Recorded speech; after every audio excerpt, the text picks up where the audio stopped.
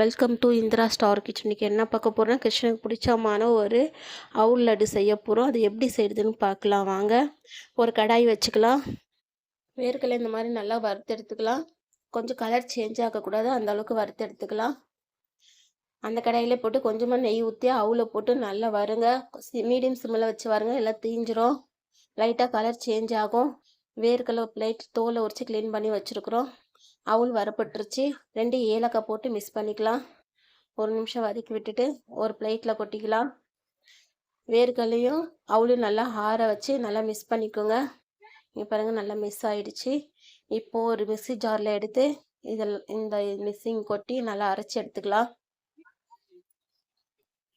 இந்த அளவுக்கு பொடி பண்ணியாச்சு. நம்ம அதே மிக்ஸி ஜாரில் கொஞ்சமாக வெல்லம் எடுத்துக்கோங்க. இனிப்பு எவ்வளோ தேவையோ அந்த அளவுக்கு எடுத்துக்கோங்க.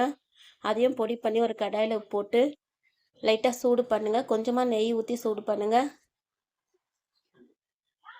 இந்த லட்டுக்கு மெயினாக நெய் தேவை. இப்போ அரைச்சி வச்ச பொடியை போட்டு இந்த வெல்லத்தோடு நல்லா மிக்ஸ் பண்ணுங்கள். நல்லா மிக்ஸ் பண்ணிக்கலாம். இப்போ எல்லாமே ஒன்று சேர்ந்து வந்துடுச்சு.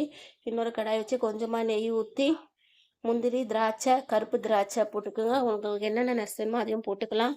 போட்டு லைட்டாக வறுத்து நம்மளை ரெடி பண்ணி வச்ச லட்டுல கொட்டிக்கலாம்.